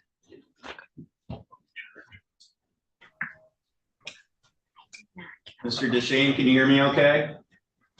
Yes, sir. Just need a minute here to rearrange the courtroom.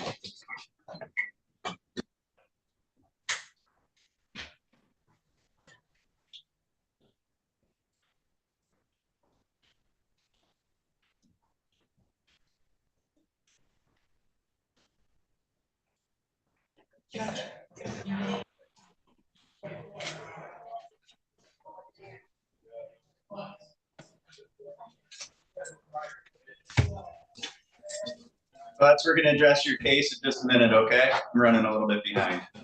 Yes, sir. Thank you. Is that one of ours, Judge? That's what I thought. Okay, ma'am, are you Mrs. Harding? Yes, sir. I can just have you come right up to the podium there. Thanks. All right, we're on the record now in Harding versus Duchesne. This is case number 2319347. Record should reflect Ms. Harding's present here in the courtroom today. We have Mr. Duchesne present by video from Otsego County Jail. And Ms. Harding, this is your motion to terminate personal protection order, is that correct? And I did have a chance to review the letter that you provided with that motion. And I just have a couple of questions for you, and I ask everybody who has obtained a personal protection order and then wants to have it dropped, ask everybody these questions, because my concern in those circumstances is that the person is asking to have the order terminated because they feel bad about the effect that it's had on the other person, it's caused some kind of inconvenience or difficulty, or they're being pressured into it either by friends, family, or directly by the other person. And I want to make sure that you're not asking to have this terminated for any of those reasons, and that it's because you really don't think that you need this. So can you speak to that? Absolutely not. I definitely think that we no longer need this at all.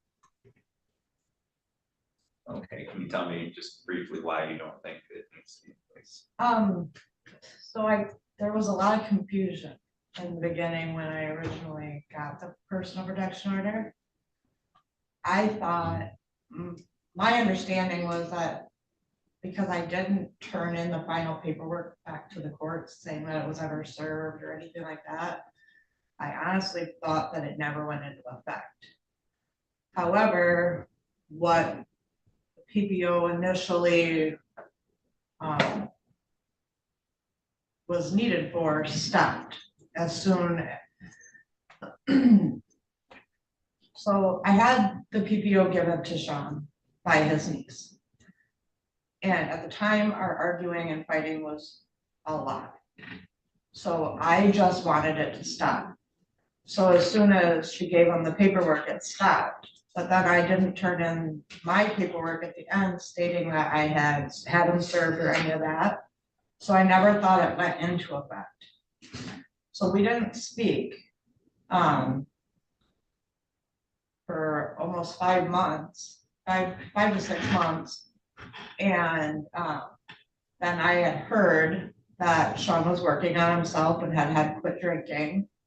And in the meantime, I was working on myself because I was quite depressed not having him in my life. And I reached out to him in February with the understanding that I did not think it was in effect. Okay. Since February, Sean and I have been doing amazing. Like, we're talking, we're trying to understand each other, and arguments aren't happening. And then he was arrested on a child's court warrant. And I went to the jail 4 or 5 different visits. And because I was allowed to go into the jail, I thought for sure, no, that didn't exist anymore because I was allowed to go to the jail. And then I didn't hear from him on the 22nd of May. So I called his attorney and I said, hey, is everything okay? Haven't heard from Sean today. I'm worried.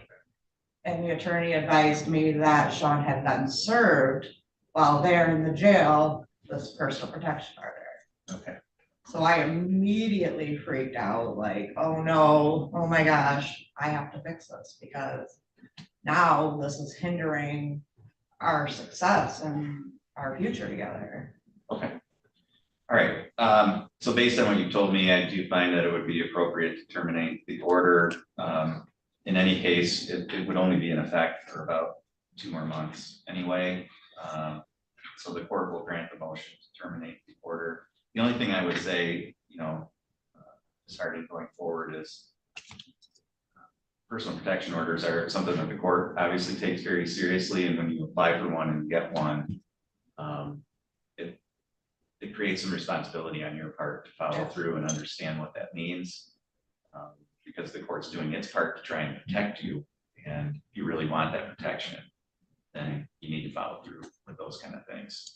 So to the extent that this happens in the future, it's important that you not just kind of assume it's not there anymore. And absolutely, it's really, you've been having Mr. DeShane violate this order over and over again, and he could have faced some serious penalties for that. I am very much aware, and I am extremely apologetic for that. I do not want him in danger of anything because of me. Okay, so I've signed that order. It is terminated as of today. Mr. DeShane, did you have any questions at all? No, Your Honor. Okay, thank you. That's all for today. Thank you, sir.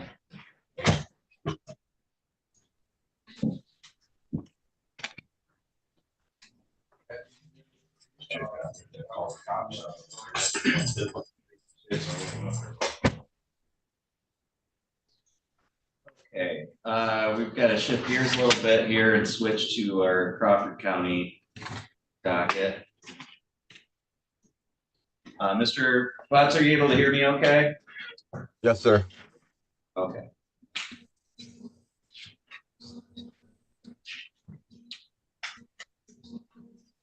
I see we've got Mr. McFarland here, and we have, okay, let's go on the record. This is People versus William Franklin Butts. This is Crawford case 204727 and 214739. The record should reflect that Mr. Butts is present today by video from the Crawford County Jail. We have Mr. Trush here on behalf of Mr. Butts for purposes of arraignment today, and Mr. McFalda here on behalf of probation and parole. Mr. Butts, you're here for arraignment today on some alleged probation violations in both of these files. Do you understand why you're before the court today? Yes, sir. Okay. And have you been made aware of what the alleged violations are? Yes, sir. Okay. Mr. Trush, have you had an opportunity to speak with Mr. Butts prior to this hearing today? So, yes, Your Honor. Just to give the court some background, I think the violation is on the basis of new charges that come from Otsego County. I have been appointed to represent him on those Otsego matters. Okay. Has he requested court-appointed counsel as to the violation? Yes, we are going to be requesting appointment of counsel. Okay. All right. Have you had an opportunity to go through with him his rights regarding the hearing and the maximum possible penalties if he's found guilty of either the non-technical or the technical violations? So I have not had an opportunity to do that since I didn't get the formal violation paperwork ahead of this hearing. Okay. Mr. McFaldo, in terms of the technical violations, I don't know the status of Mr. Butt's probation. What would be the penalties if he's found guilty of the technical ones here? Has he had any previous? Sorry, Judge. On file 204727, he's on for possession of meth. So that's a 10-year maximum. And then on 214739, he's on for possession of a controlled substance, which is a 4-year max, Judge. Okay, and in terms of the technical violations, has he had any priors, or what would be the penalties based on his status on the technical ones? I think it would just be 15 days, Judge. 15 days, okay. All right, so Mr. Butts, as we've just been discussing, if you're found guilty of either of the technical probation violations, and that is the ones involving consuming alcohol, the maximum penalty you can face on that would be 15 days in jail. Do you understand that? Yes, sir. Okay, and then as to the non-technical violations, those could subject you to the maximum possible penalties on your underlying charges, which in file 4739 is up to 4 years and 4727 is up to 10 years. Do you understand that? Yes, sir. You also have the right to have hearings as to both files as to whether or not you did violate your probation in any of the ways alleged. And if you wanted to have hearings on that, the court would be required to hold those hearings within 14 days if you're not released on bond. Do you understand that? Yes, sir. Mr. Trush, have you had a chance to talk to Mr. Butts about how he wants to plead today? Yes, Your Honor, we would be asking that they be set for hearings.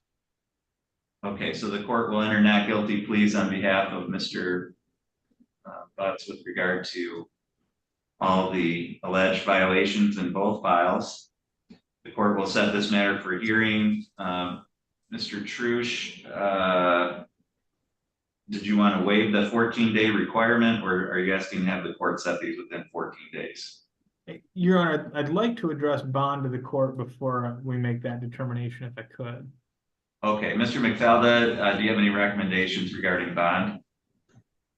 Judge, I do. I just like to point out, Judge, that, you know, he is facing a serious felony charge in Otsego County, which is the basis of this violations. He's been on probation a while now. He actually was straddled on his 20 file and his 0 to 17 on his 21 file. I I do think a cash surety bond on each file is appropriate, Judge.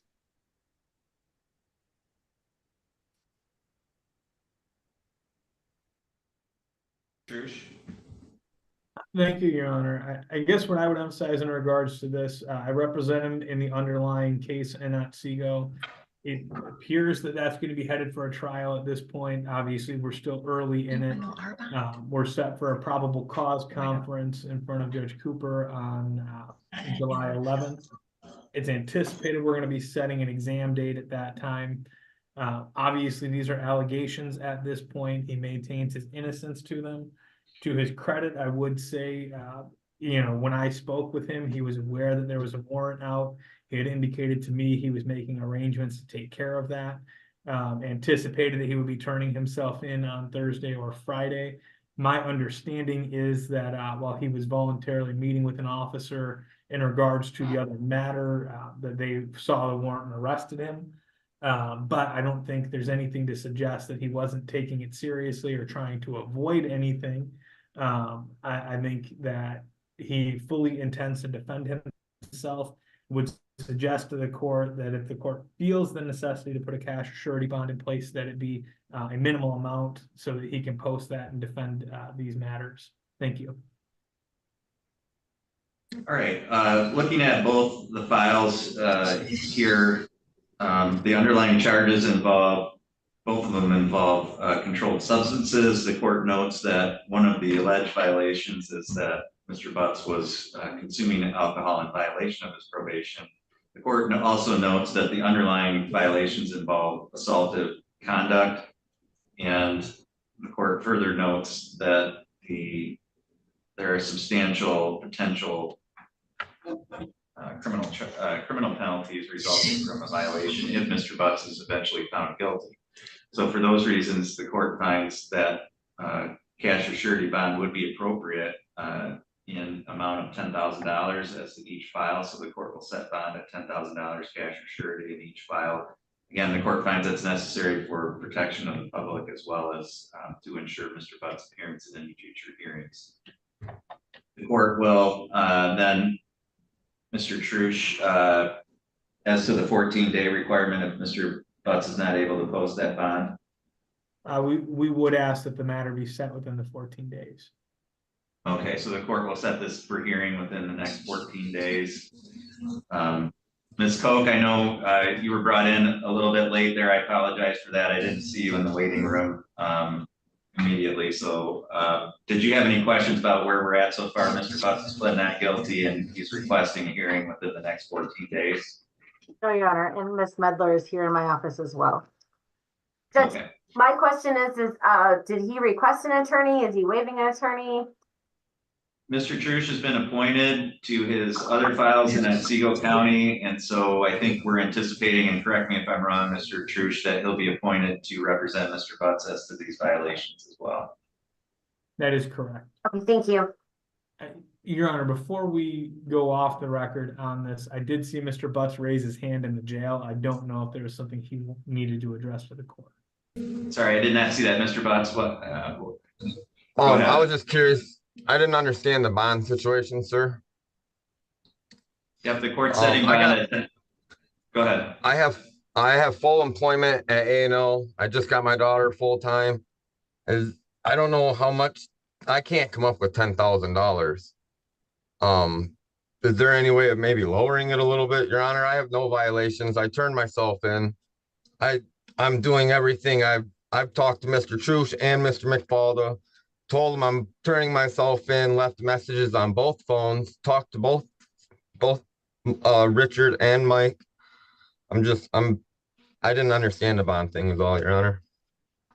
Yeah, so Mr. Trush, I mean, if you want to file a motion where you can lay out some of those factors a little more clearly for the court, I would reconsider the bond to the extent that you can provide some more detailed information about the circumstances, including what the current bond is on the Otsego County cases.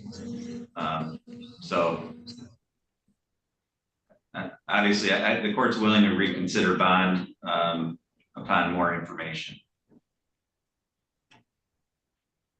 Okay. So, okay, all right, that's all for today. The court, all parties on this file are free to disconnect. So how much is my box? All right, thank you.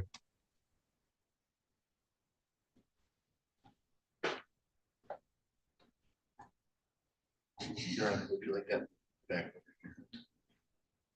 Sorry, what's that? Would you like that moved back over here?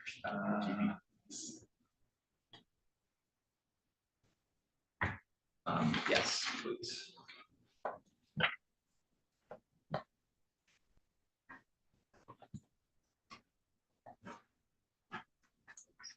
Good job. Sorry.